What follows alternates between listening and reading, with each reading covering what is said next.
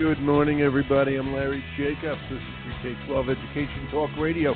It's October 9th, Indigenous Peoples Day, okay, 2023. We have a lovely show for you today with three finalists for National Principal of the Year from NASSP. This is going to be terrific. We're going to talk to them about their experience as principals, how they've made the changes, what they feel is the best things they've learned from being principals over the course of time, and look where they are now. They're all finalists for National Principal of the Year, again, through the National Association of Secondary School Principals.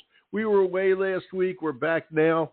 Okay, had a lovely vacation, staycation for the most part, and had a lot of friends in from out of town, et cetera, up here in Maine to look at all the leaves. So it's nice to be back with you, just as nice to take them around and show them all the beautiful spots here in New England as fall happens here, which, as you all know, is absolutely beautiful. And people come up here to do that. We call you leaf peepers, and we hope everybody comes up and enjoys the beautiful scenery up here. I'm going to invite you to go over to ace-ed.org. That's the home website of our American Consortium for Equity in Education, ace-ed.org. We just put a new issue of our magazine, Equity and Access, up there. It's a really nice issue. I hope you take the time to go over there. Everything we do is free over there. You don't have to sign up or anything, although if you'd like to join our Consortium for Equity, again, you're welcome to do that. Again, everything is free. This podcast and all the podcasts we've ever done and all the ones in the future will be archived over at ace-ed.org. We got a ton of information over there, as well as a lot of information regarding our Excellence in Equity Awards for people who work in K-12, pre-K-12. So please check it all out. Again, ace-ed.org. And I am just thrilled to have I'm clicking here, our three guests with us today. Ladies first, as always. Kimberly, are you there? I am. Hello. Hi, Kimberly. Call me Larry, and welcome to the show. Okay, so let's try it again. Good morning, Kimberly. Good morning, Larry. How are you? Well done, and a beautiful job as a principal. That's what principals do. We welcome people to our schools. Right, Kim? Yes, absolutely. There you go. Okay. You're principal of Marley Middle School in Glen Burnie, Maryland. Okay, and again, congrats. You're a finalist for National Principal of the Year.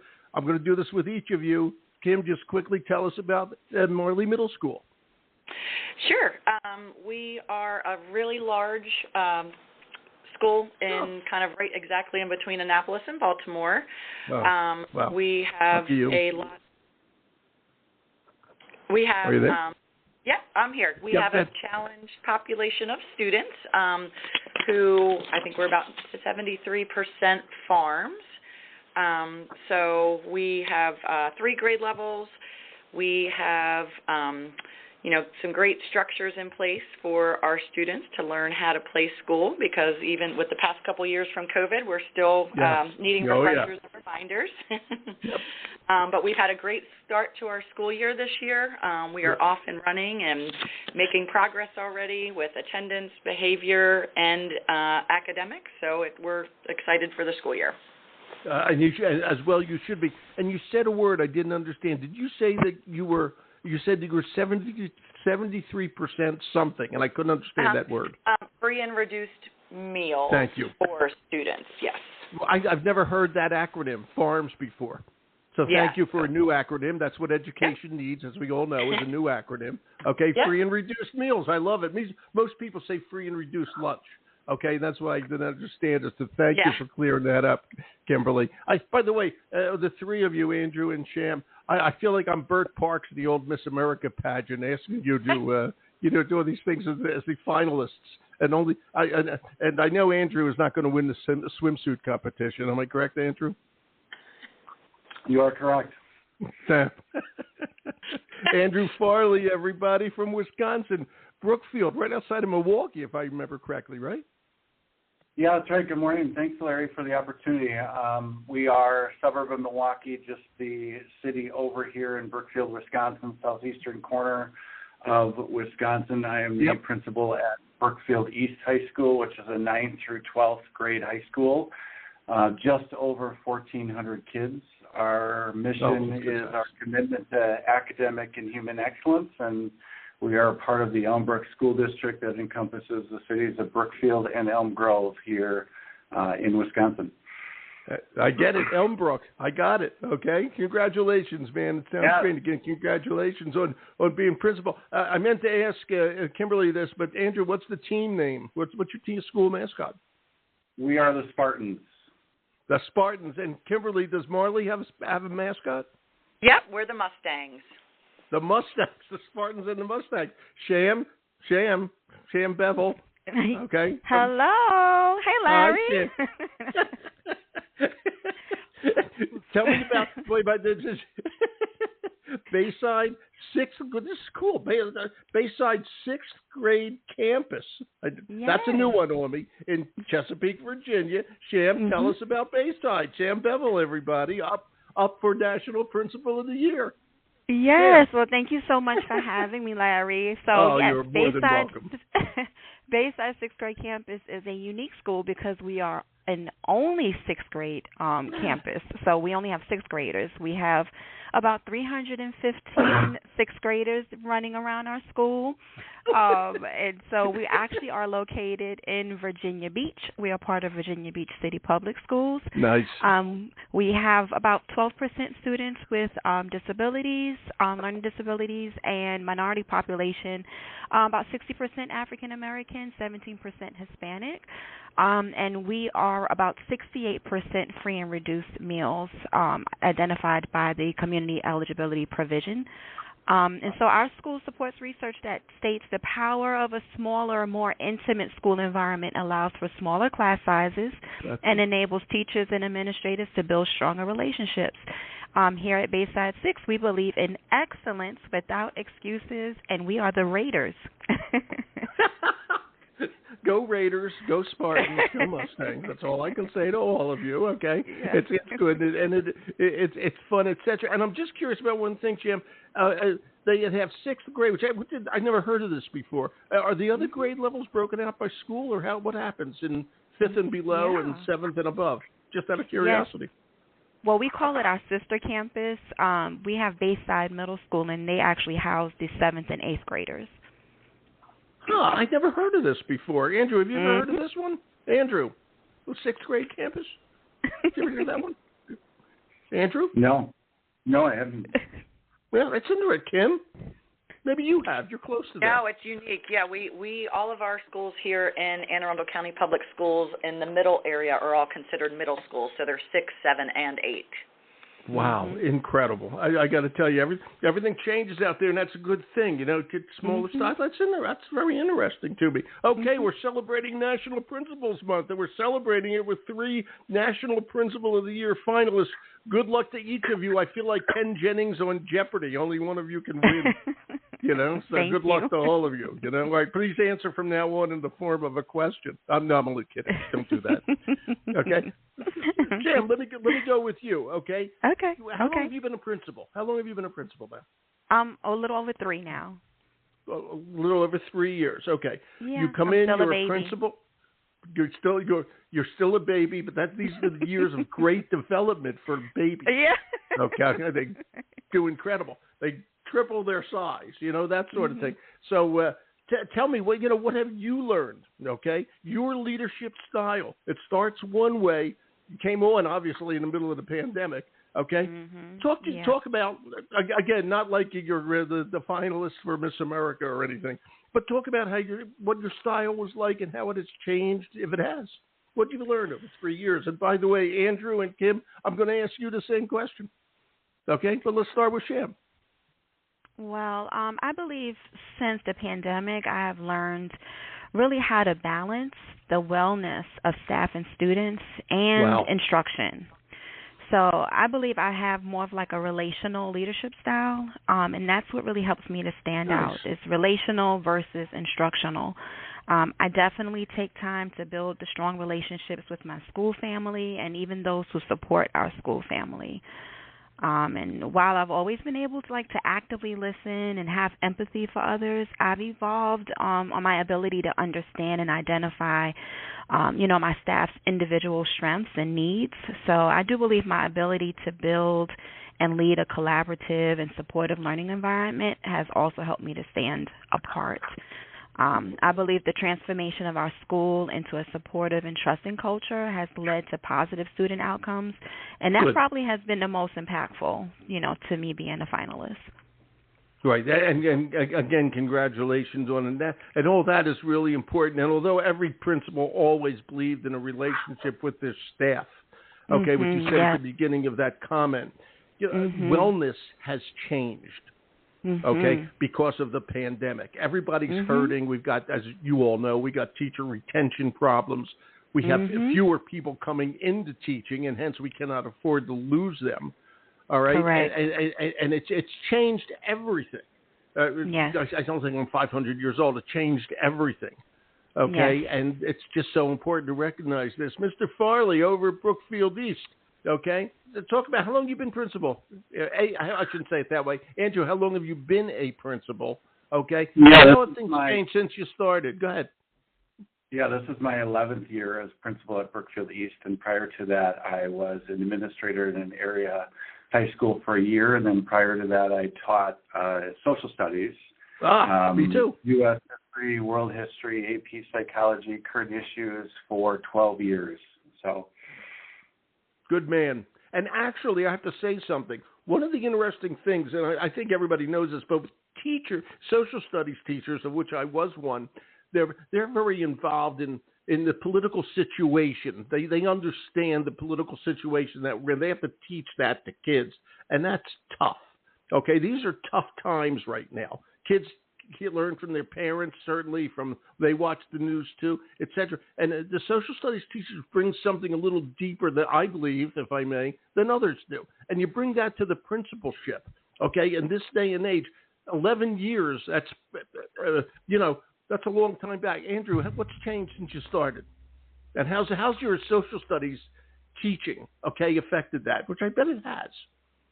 Yeah, it's great questions. I would echo what Shan mentioned in her response. I think when we talk about wellness and wellness of students and staff, we've really prioritized the mental health side. Right now at Brookfield East, we have a Hope Squad training going on right now, which is about 50 peer-nominated leaders between grades 9 through 12 here at East that are the front lines they've been identified by the peers that they are go-to people for students that are in need of help or support, especially mental health support. It's a program that originated in Utah, and it's been a game changer for our school. And these are the most amazing student leaders, and they do amazing work here at East. And we're a two-high-school town. Brookfield Central has a Hope Squad too, and they do amazing work within our entire community and region.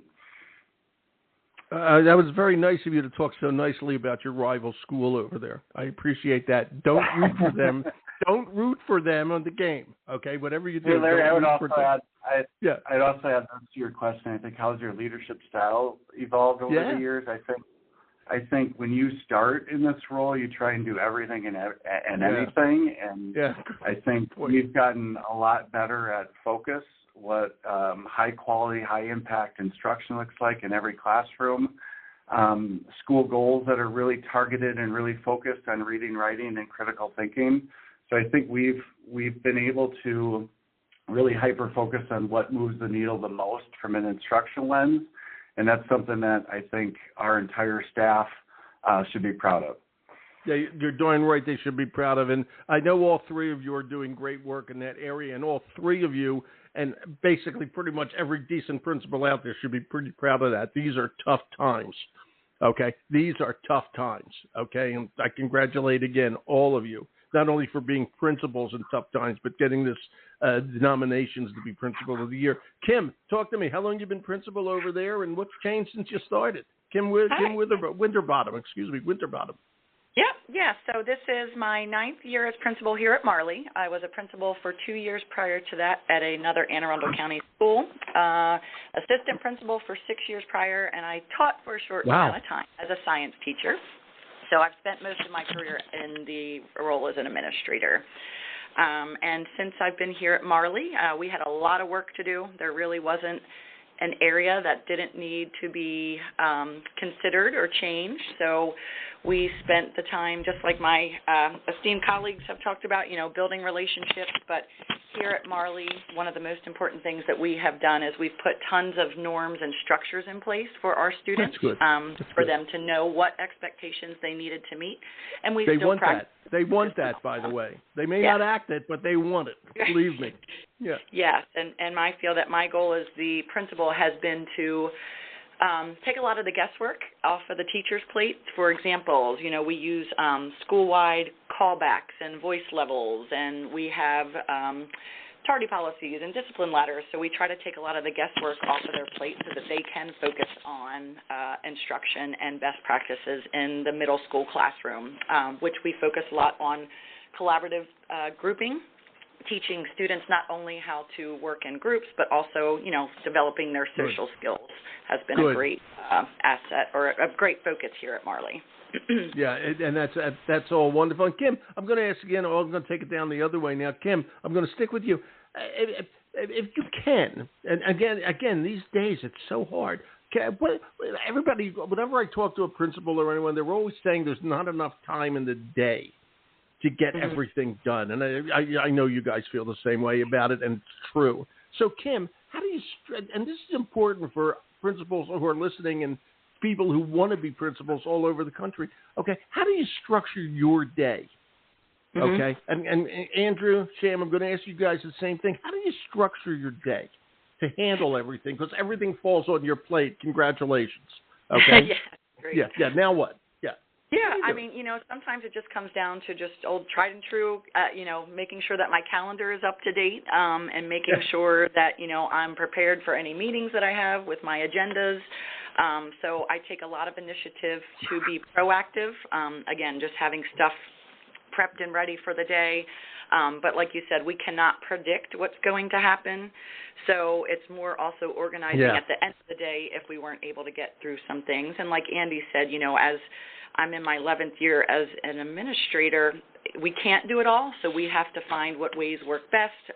We have to find those other leaders who can take on some roles and responsibilities, whether they're formal leaders or not. And I really do try to develop a distributed leadership opportunity here at Marley. And one of my fortes as a leader has been to develop leaders. I have had 22 people be promoted to assistant principals under my leadership.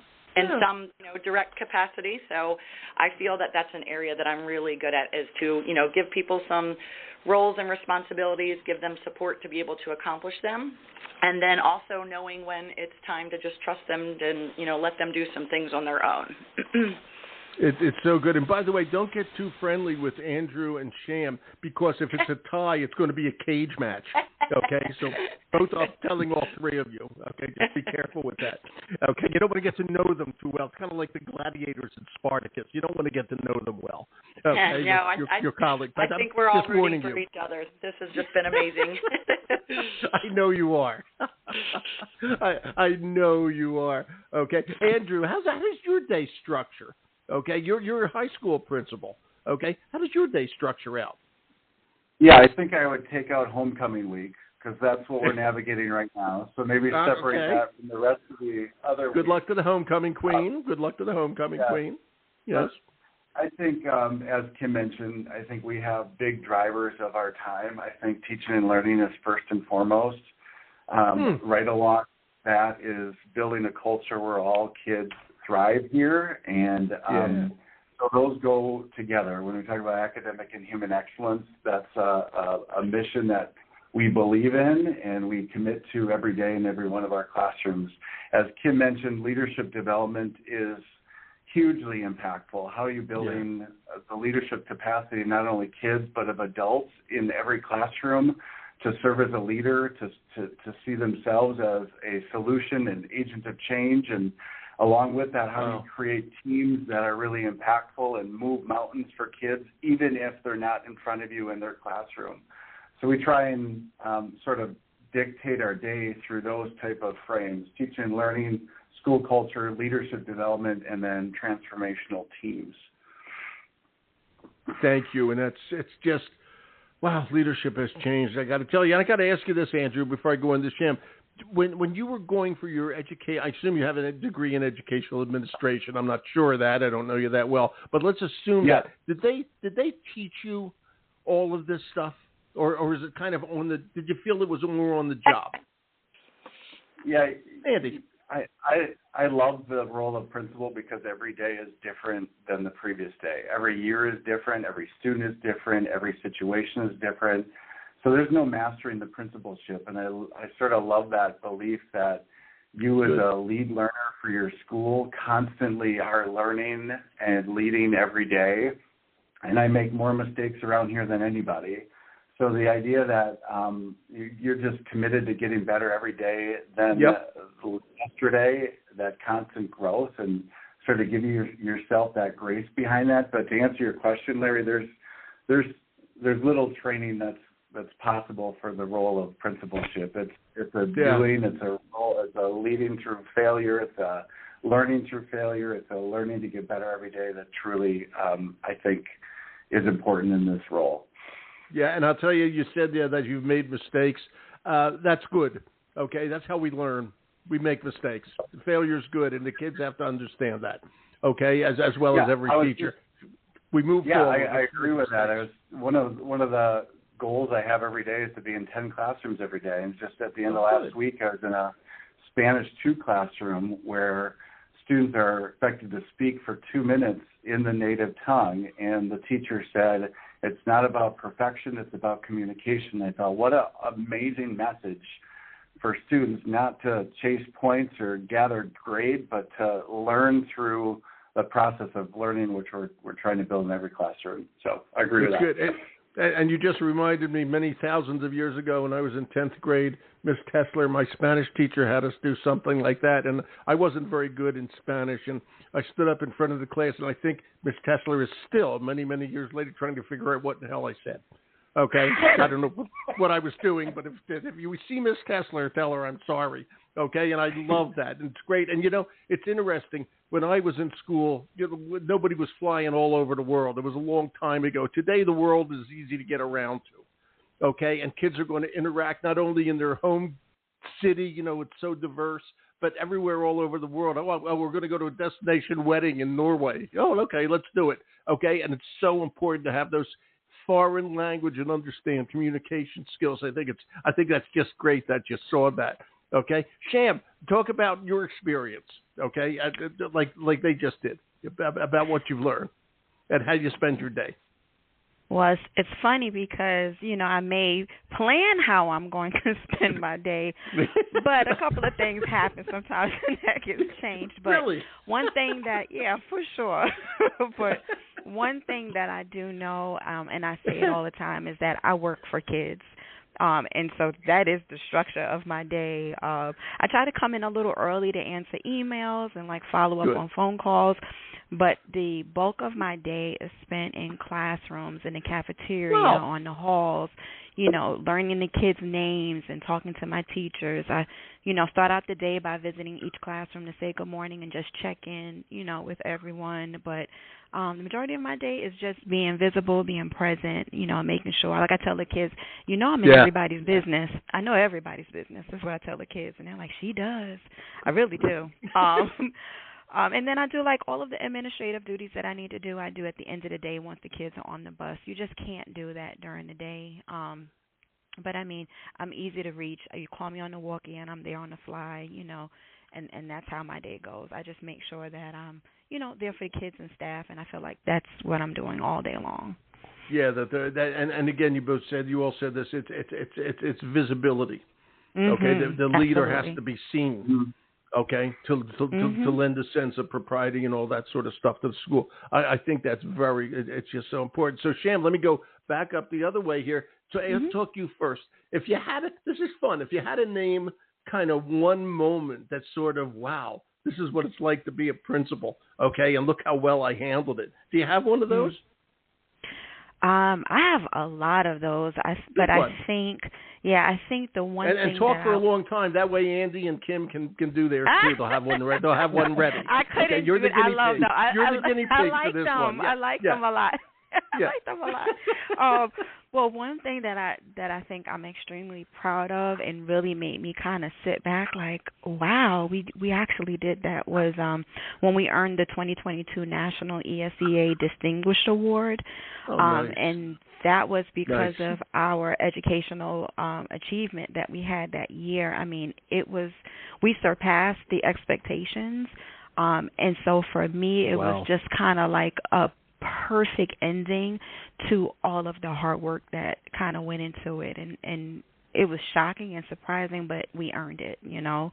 And I would say that would be it. We had 89%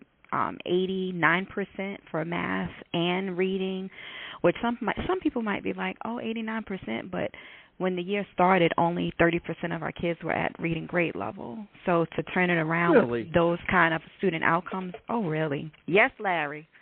Wow. Yeah. Wow. So, and I know. By the way, I live in Maine, and I get a lot of news from Massachusetts, and Massachusetts, which, by the way, is considered one of the better states, if I may, for education, mm-hmm. you know, just in the typical rankings. Okay, they're having a terrible time, Boston schools. Mm-hmm. They're having a time. That might be statewide. I think it's statewide with getting kids to read. Okay, and reading scores. So it's I don't mean to make Massachusetts the shining star, but it's everywhere. Yeah, okay, for sure. You know, for and sure. it's brutal. It's crazy. Mm-hmm. It is. And wow. You know, and it's so hard. What about you, Andy? What was your favorite moment? Andy's favorite moment. Go, Andy. Yeah, thanks, Shannon. I appreciate that. I don't know if there's a lot of moments. You know, the interactions, the personal, the student growth, the teacher development interactions are always first and foremost. I think this year a huge celebration for the Brookfield East community was being named a National Blue Ribbon School, and specifically being identified as an exemplary achievement gap closing National Blue Ribbon School. So we're the only high school in Wisconsin, and we're, my understanding, only one of 3 high schools in the country to be identified in that exemplary achievement gap category. So it's a true testament to our teachers and educators about stretching the talent development in every classroom, in every content area to create rigorous learning experiences. And I think along those lines, one amazing statistic here, Larry, is our graduating class last year, 99% took at least one college credit coursework while at Brookfield East. And that's great. We know the research. That's great. Yeah, we know the research on post-secondary success is tied to post-secondary readiness at the high school level, and that's right. So grateful for our staff for encouraging all students to access rigorous coursework and succeed within that class. I will give my usual speech. Kids demand rigor, and I don't care who that kid is. They want a rigorous education. They will rise to the occasion. You treat them like morons, they're going to act like morons. Okay? You treat them with respect and rigor, and you certainly know this, as does most of my audience. Those kids will rise to the occasion. I don't care what kids they are. Okay? I agree. Yeah, that's the way you do it. Okay? Agreed. They'll respect themselves, they'll respect their teachers and their community. That's what we got to do. Yeah, we talk a lot about warm commanders. So the ability to build strong relationships, but then leverage those relationships to take the ceilings off of student learning to do amazing learning opportunities and experiences that maybe they didn't think they could see themselves doing. So that potential building. Exactly. That's our job, to be the leaders in that kind of thing. And Kim, before I ask you the same question about that magic moment, I forgot to ask you, because your school is obviously, I think, named after someone, Marley. Am I right? Marley? Marley is actually it's an area. It's a part of Glen Burnie. There's like Marley Creek, so it's not there you go. An area.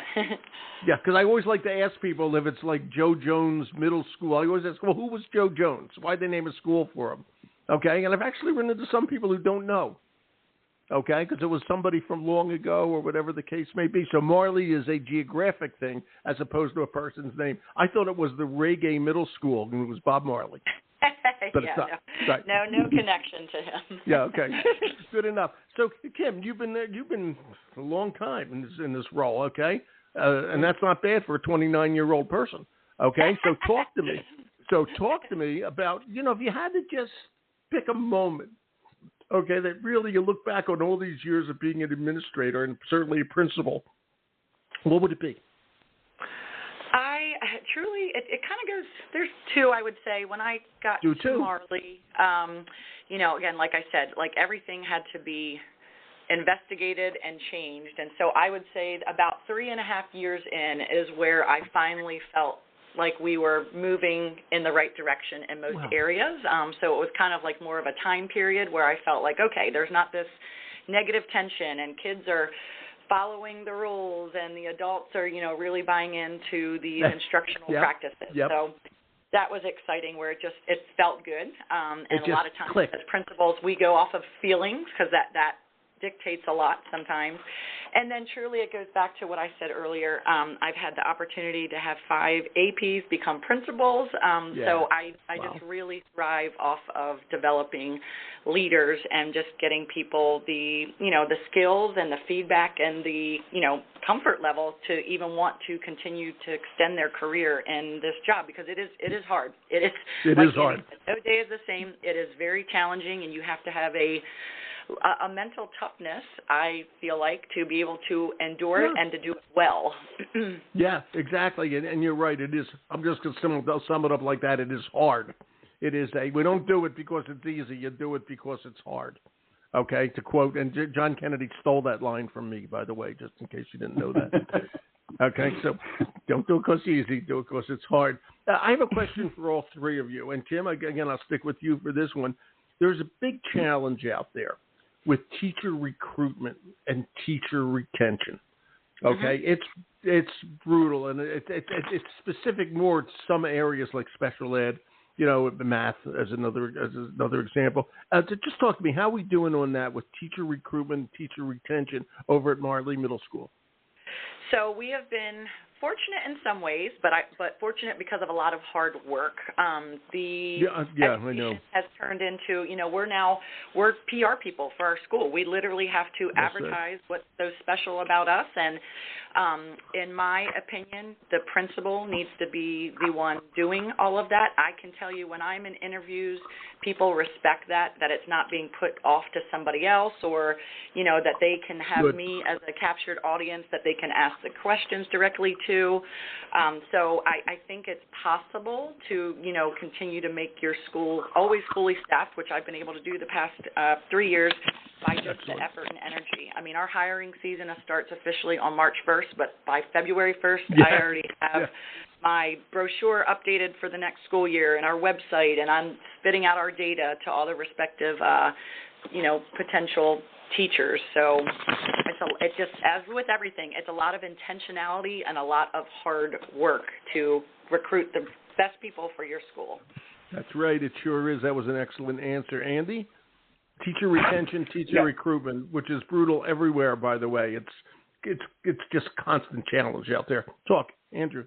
Yeah, I feel like last spring we had to hire to replace 3 30-plus year veterans here, and that's just a significant loss, right? Whenever you have 30 years of professional experience, and they're all amazing leaders in their own departments, but replacing and hiring practices and what we do as principals is the most important work. Who we put in front of kids is our most important work every day, every year. I think we've been fortunate. Kind of the long-term goal is to build a teacher pipeline here, that we are in our 4th or 5th year of a future teachers strand here that is run here at Brookfield. From Brookfield have the kids get into education? Is that what you mean? Exactly. Good. Multiple times a week, they are in their grade level of choice within our district, shadowing, helping, co-teaching, supporting, and that's a game changer. I just spoke to our first hire of that program as a Brookfield East grad from 2018. She is now a special education teacher at Wisconsin Hills Middle School, one of our 2 middle schools. She's going to go to heaven. All special ed teachers go to heaven. You can carry that one, yes. It's amazing. So the opportunity to grow our own, to address that talent pipeline you referenced, Larry, is really important. Yeah. Then I'd say the third piece is just building a culture where everybody feels valued, committed, connected, connected to our mission. We've some, like Kim mentioned, we have some huge celebrations here where annual staff data, 90% say they're empowered to make decisions that best serve their students. Like that's a really important statistic that we monitor and continue to monitor and seek feedback on how do we grow that, what are we doing to allow that to succeed, because when the people we put in front of kids feel empowered as a leader for kids and for teams and for systems, then anything's possible in that environment. Yeah, it is. What about you? Thank you, Andy, and that was well said. I'm glad you got kids thinking about educators. I always say this, if I may, Shan, before I get into the one of the things I always say, we always have a career fair at the high school, and the fire department comes, and the veterinary clinic comes, and all that. And sometimes we forget to put an educator booth up there.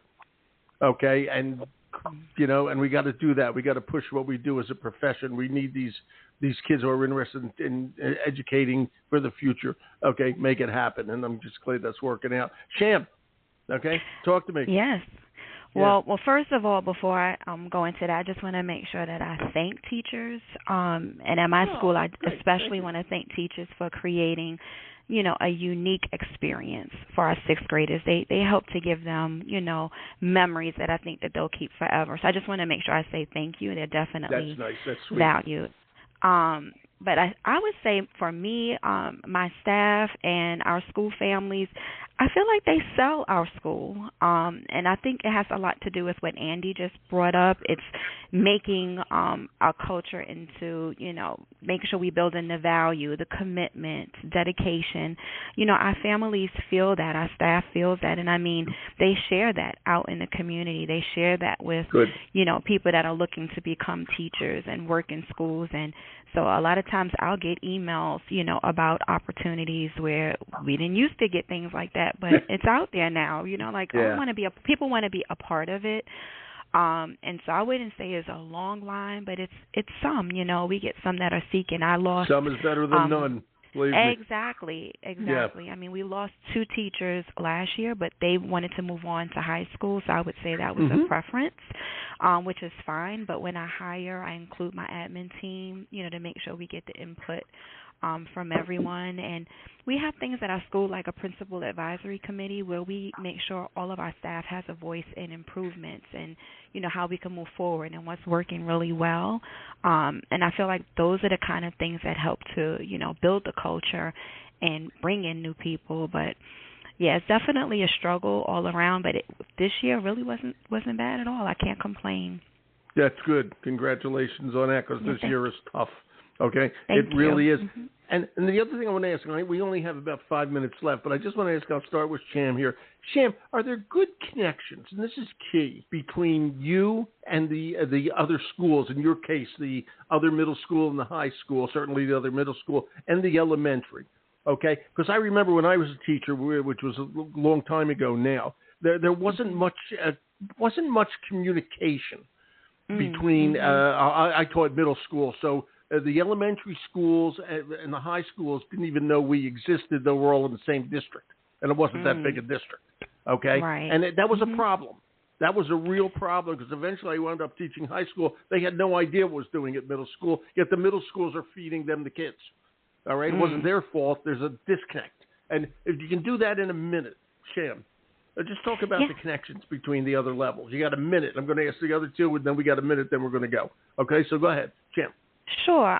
So senior staff from my division promotes a lot of those relationships between the different levels.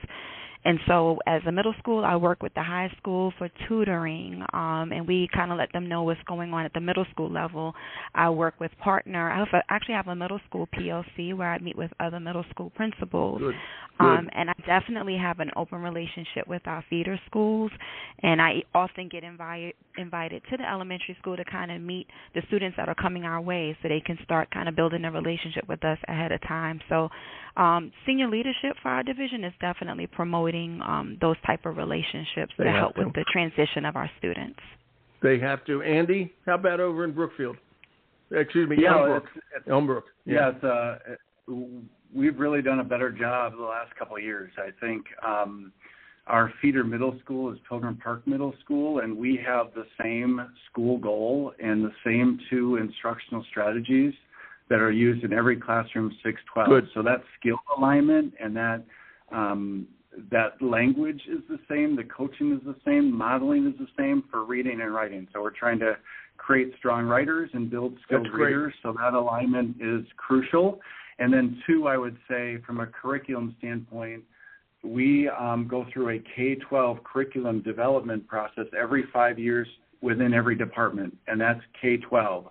So to see that sequence of learner, how a kindergarten starts and then how they end in our system is really impactful. And then to your point, Larry, the skill development and trade-off at each level is really important to maximize the learning opportunities for all kids in our system. It really is. Kim, how's the contacts with everybody over in Anne Arundel?